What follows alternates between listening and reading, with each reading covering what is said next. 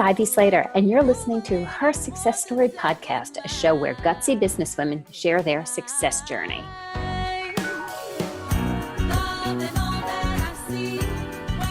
Hi, it's Ivy Slater. Welcome to this episode of Her Success Story. We have been in the thick of the nonprofit series, and the interviews have been amazing. What great people to talk to learn about the difference from the smaller nonprofits to the larger nonprofits. How nonprofits are aligned and are seen as a business and how that affects, and who are the people who are actually behind the nonprofit. It's been a joy to actually interview various people this month during the holidays. I strongly believe, as I said at the very top of the month, the holidays for me are about giving and receiving, and this is our opportunity to learn and give back.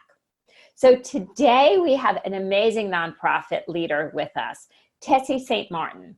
So Dr. St Martin is a seasoned executive with more than 25 years of experience working in education, policy, economic growth, capacity building, corporate governance, and political reform around the world. She's an amazing woman, a woman I consider not just somebody I interview, but somebody who I've had lunch with. She's brilliant, warm, social. She has been part of Plan International, which is one of the oldest and largest international development organizations in the world. Their focus is on children's rights and the equity for girls in more than 70 countries across Africa, Asia, and Americas. So, as a mom, gotta love it. Tessie, thank you and welcome for joining me today. Well, Ivy, thank you. And thank you for that wonderful introduction. I'm going to try to deserve it. I know you do. So what can I tell you?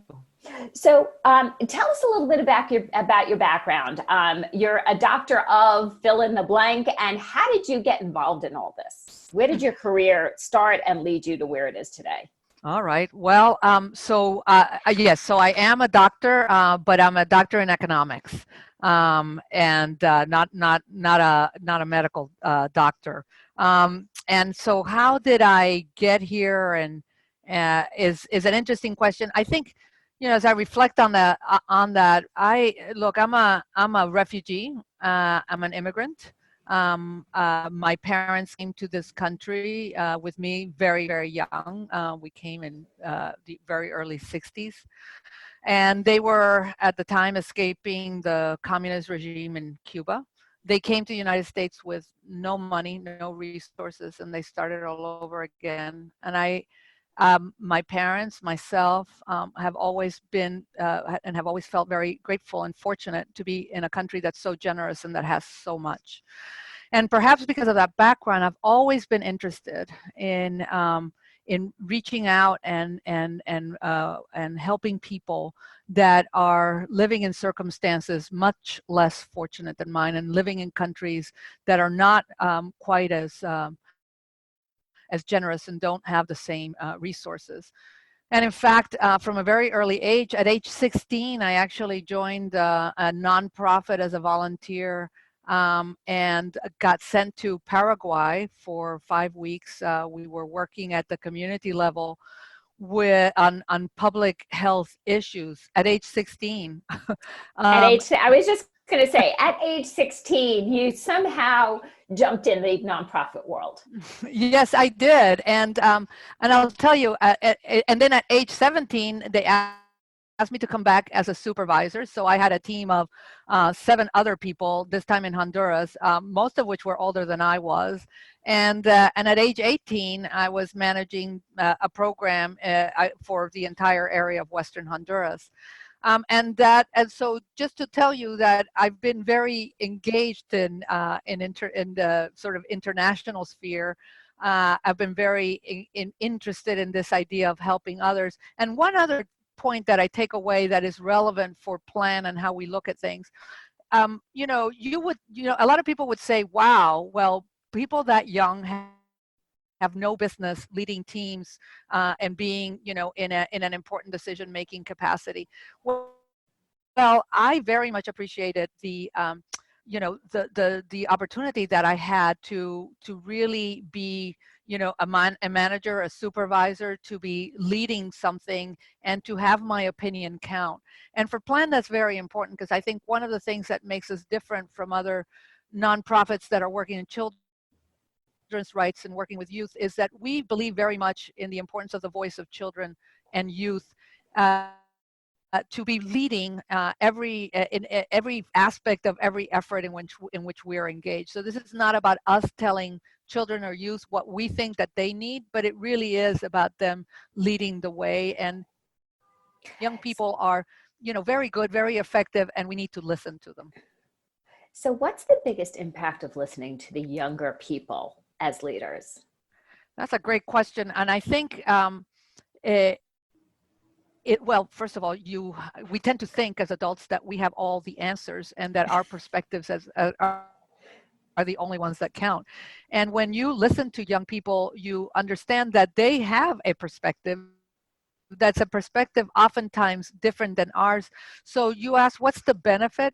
Well, if we're designing programs, right, if we're looking at what are the types of programs that we want to deploy in the field, then it gives us a much more rounded perspective about what is actually happening in the community, what the needs of the community are, what are their unique, oftentimes challenges around being heard or having a safe space in which to express their opinion. We have seen our programs, for example, we have a program around safer cities for girls, and engaging the girls and the boys in a conversation about what their community needs to be safer from violence. Sometimes you're surprised. So perhaps adults don't think that having lights around community centers and playgrounds are as important, but for the young people, that really is.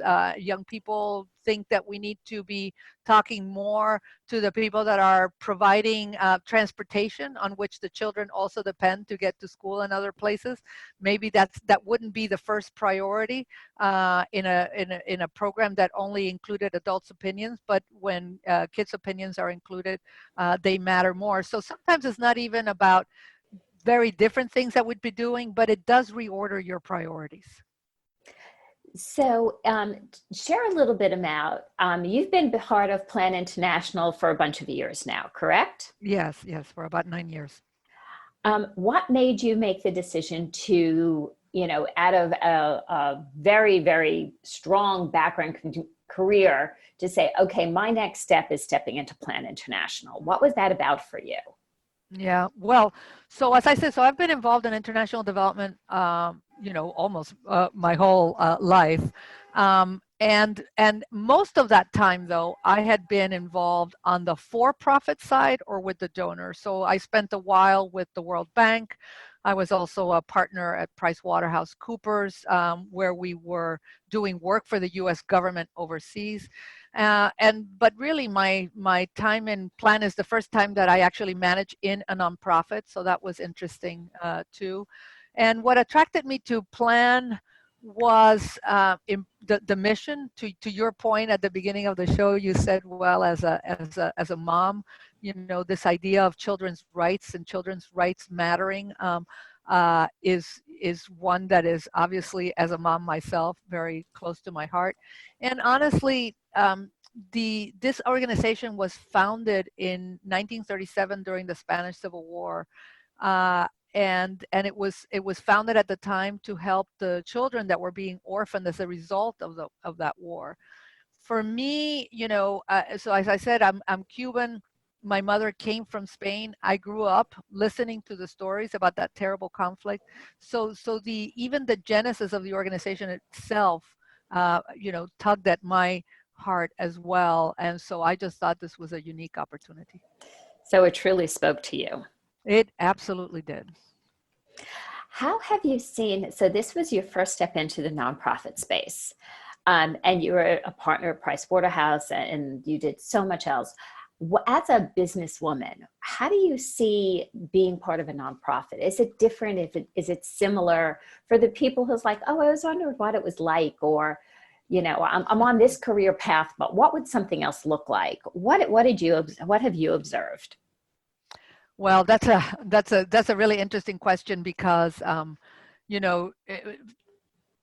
people sometimes think, well, nonprofits are very different from for-profits. They're not. They're both businesses.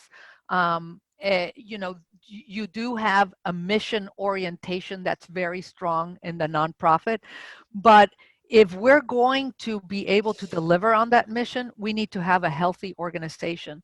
So we need to worry about margins. We need to worry about efficiency. We need to worry about having products and delivering services that are that have value to the donors. We have to be responsive to the market at the same time that we're being responsive and supporting the communities that in which we're working. So we have to have a top line orientation. We have to have a bottom line orientation. I would say that a big difference is that how we measure our bottom line might be a little different. And what I mean by that is, look, for me, and I tell this to my team all the time, the bottom line for us is what impact are we delivering, right? And honestly, the consequences of not having a healthy organization then translates into not necessarily a bonus that you're not going to have, or better dividends for shareholders, or an increase in stock price. In many ways, if we're not delivering on our organizational effectiveness, it means that we're delivering less impact, and that actually translates into lives lost many times. Children not going to school, opportunities not realized, and so the consequences are pretty big. So in Plan International, I know you spend an enormous amount of time on the road. You travel extensively. So listeners, just understanding, coordinating this phone call, how grateful and fortunate I feel to have actually caught Tessie in a recordable marketplace. How do you, as a woman, and as a leader, as a family person, manage that all? Well, I mean, well, that's a that's a interesting question. How do we manage it all? Well, it hasn't been easy. I think, honestly, I have to here give my, talking about sort of the family aspect of it. It really, that's probably one of the hardest things. And here, the partnership with my husband has been so important and essential. He had a job in which he traveled a lot less. So a lot of times he was the parent that was at home. I have to say, and I don't know if you and I talked about it, but I've had conversations. My girls now are adults, 24 and 26, and I've had conversations with them about the fact that, because I had the jobs I had, and I was, it took me overseas a lot, that I felt at times very guilty that I was not present for them. And what they've both told me, certainly now as adults, is, Mommy, we wouldn't have wanted you to change a thing about it. We know that if you had stayed at home more, you wouldn't have been doing what you had been doing, and that's as much a part of you as anything else.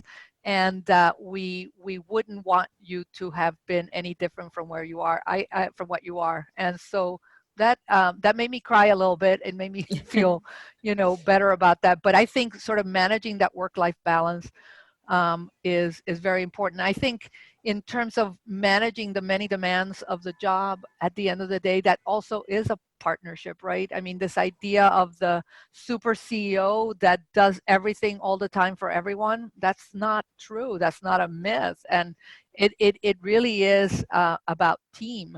That's how you deliver a good organization, and that's how you deliver good programming on the field. It's about having a good team around you on which you can depend. And that happens to be so true. And that, a great team for all leaders is a team everywhere. It's not just a team around you at work. It's a great team around you at home, and how the people we choose to surround ourselves with. I agree. And by the way, let me just say a little bit about that because, you talked about what are the, differences with managing a for-profit versus a nonprofit. One of the things that I've found that can be, challenging and perhaps even damaging to nonprofits is this idea that because there's this imperative to put as much money into programs all the time and to keep your overhead as low as possible, there's this idea that you shouldn't be paying your staff very much, that you shouldn't be making investments, and these might be good choices in the short term to get through the year to manage your overhead, but in the long term, the reality is that nonprofits are competing in the marketplace for talent as much as for-profits. And, we can't compete on salary, so we try to compete on other things, including, the appeal of the mission and benefits that we might have. But it is, it is very challenging. We make ourselves sometimes poorer than we need to be, and that has consequences for the long-term health and effectiveness of the nonprofit. I think that's really well said and such an important component to realize, because people who are not just fulfilled but can take care of themselves financially have a greater ability to show up at 100%. Exactly. So what are some of your, we're coming to the end of the year now, stepping into 2020. What are some of the things you'd like to see in some of the goals for Plan International, or what your vision is? Well, look, I'm moving very into excited. New decade, here we come. Well, no kidding. And as we're in this new decade, I'm very excited about sort of the bold ambition that we have put out at Plan here in the U.S. to transform the lives of 10 million girls. Want to make sure that 10 million girls around the world are safe, are educated, are empowered, and to finance those programs, to fund that bold ambition. We've launched a $50 million fundraising campaign this year, which is very exciting. Is a lot more money that we're seeking to mobilize for what is probably one of our largest ambitions yet. But I'm excited about the programs that are going to be financed in that campaign, to address issues of, gender-based violence, to address issues of, early and forced marriage, to address issues of child trafficking, to address issues that are keeping girls from going to school, finishing school, and even, starting their businesses if that's what they want to do. I think what you're saying is so important, and it thrills me. You hear about child trafficking and it's like a knife to your gut. Like, how could this be happening in this day and age to children? You hear about marriages that are just obscenely young. Yes. They're children, they're babies. And, one of the things that I so respect is it comes from great education. And when you start looking at the education piece that you guys cover and the development in parts of this world, including in our own country, is vital. And I so admire you. I admire Plan International for taking on a job that's just not easy. Well, thank you, Ivy. And it's not easy. It's, results don't necessarily come immediately. We're investing a lot in better measurement of that bottom line impact, of that impact that I told you about. But the fact is, yes, this is a challenging area in which to work, but it is so important because, as you very well laid out, working on something like early and forced marriage has repercussions for girls staying in school, for girls' health in many countries. The reason, one of the largest reasons behind maternal mortality is girls that are too young, whose bodies are not yet entirely ready to have children, having children at age 14, 15. It's crazy. And there are important areas in which to work. So Tessie, tell me, how can our listeners learn more about Plan International, become involved? No, it's just, for your main offices, your headquarters are in Washington, D.C., correct? Because I know that's where we've met. Yes, that's where we've met. We've got offices in Washington, D.C. and Rhode Island. We're actually headquartered in Providence, Rhode Island. Oh, I had no idea. Yeah. Hop, skip, and a jump. I am, being yes, the New Yorker, I'm smack in the middle. I can go everywhere. Exactly. You can go to either office. And how can our listeners... Thank you. How can we learn more about Plan? How can we follow? How can we get involved for just the average Joe? Well, thanks for that question, Ivy. Look, I mean, go to our website, www.planusa.org. You'll see, that's a sort of perusing through that. You see the broad range of things that we're working on. Some of the research that we have done, including some really interesting research this year with the Gina Davis Institute, looking at how media looks at girls and women in leadership positions in 50 countries around the world. That's, we're getting much more engaged in research now as a way of talking about issues. In this case, the image that's portrayed of girls in the media, and sort of the impact on that in girls' own self-esteem and self-worth. But you also look at some of the blogs, including blogs that I write every time I go overseas and all those trips that you see me taking. And obviously, so follow our blogs, follow us on Twitter at Plan USA, and get engaged with the issues. Get engaged with us on the issues. And if your heart and your wallet permits, donate to Plan. If you go to the website, you can look at our Gifts of Hope catalog, which is something that we put out during the holiday season every year, which provides opportunities to give small, give larger, if that's what you can do, to support some of the programs that I've been talking about here. And then even we've got some really exciting partnerships. We are in a partnership with the Body Shop, where they're donating $1 for every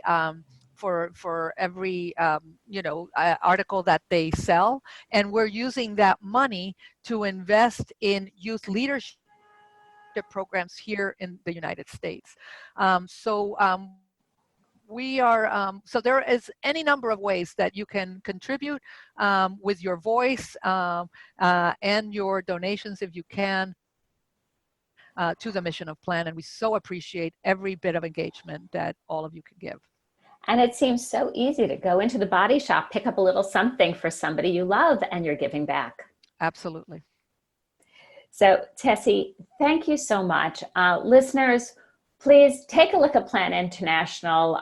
When we look at children, we look at young women around the world, it all starts with a commitment to see them grow, develop, and make this change.